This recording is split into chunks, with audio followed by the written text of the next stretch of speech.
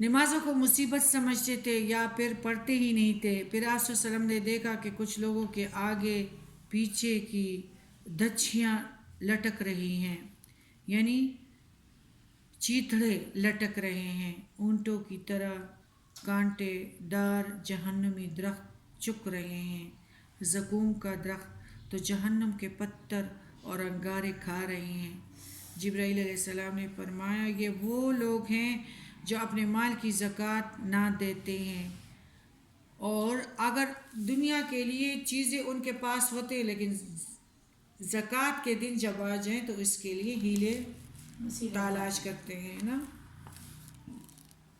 اللہ نے ان پر کوئی ظلم نہیں کیا ہے بلکہ خود اپنی جانوں پر ظلم کر کے آئے ہیں۔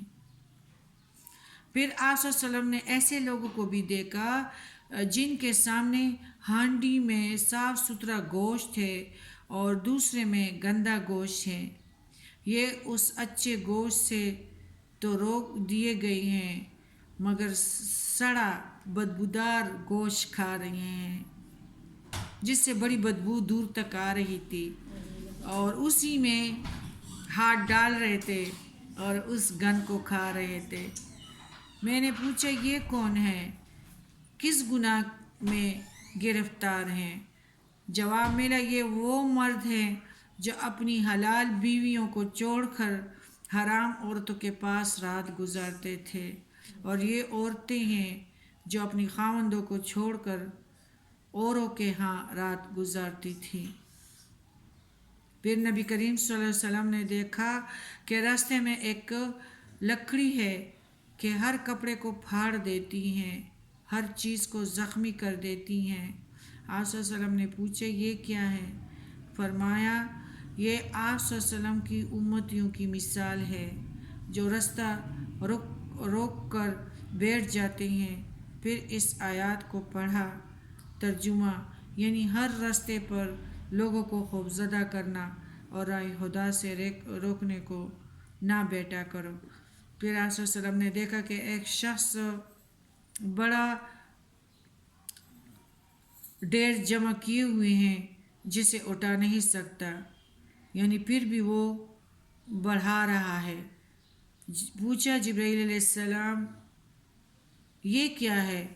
فرمایا آپ صلی اللہ علیہ وسلم کی امت کا وہ شخص ہے جس کے اوپر لوگوں کے حقوق اس قدر ہیں کہ وہ ہرگز ادا نہیں کر سکتا،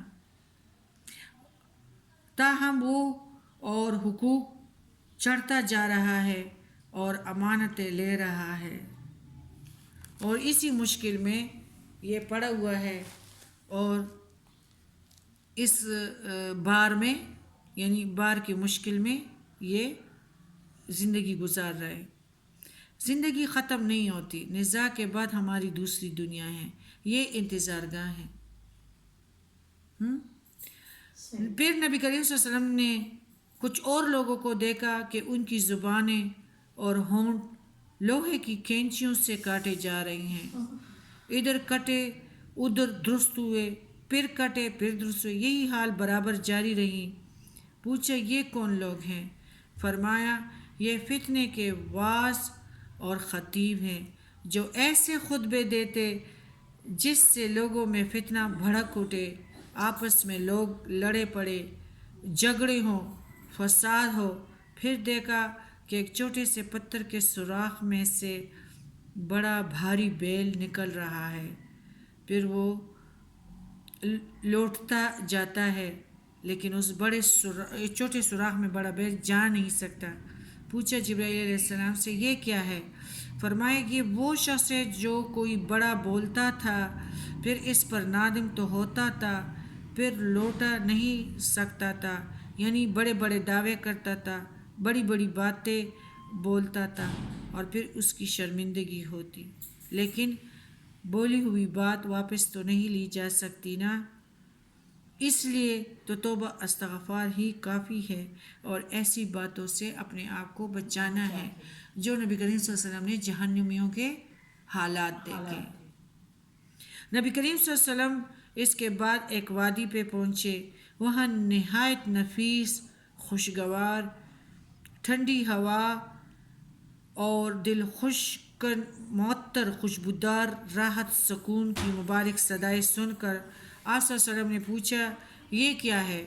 حضرت جبرائیل علیہ السلام نے فرمایا یہ جنت کی آواز ہے، وہ کہہ رہی ہے خدا مجھ سے اپنا وعدہ پورا کر کہ میرے بالا خانے سونے و چاندی، ریشم، موتی، مونگ، جام، کٹورے، شہد، پانی، دودھ اور شراب وغیرہ بہت ساری نعمتیں بہت زیادہ ہو گئی ہیں، یعنی اب ان کو استعمال کرنے والے بھی ہوں۔ اسے خدا کی طرف سے جواب ملا، ہر ایک مومن مرد عورت جو مجھے اور میرے رسول میرے محبوب صلی اللہ علیہ وآلہ وسلم کو مانتا ہو، اس کے نقش قدم پہ چلا ہو، معاشرے سے نہ ڈرا ہو، کبھی شرک نہ کیا ہو،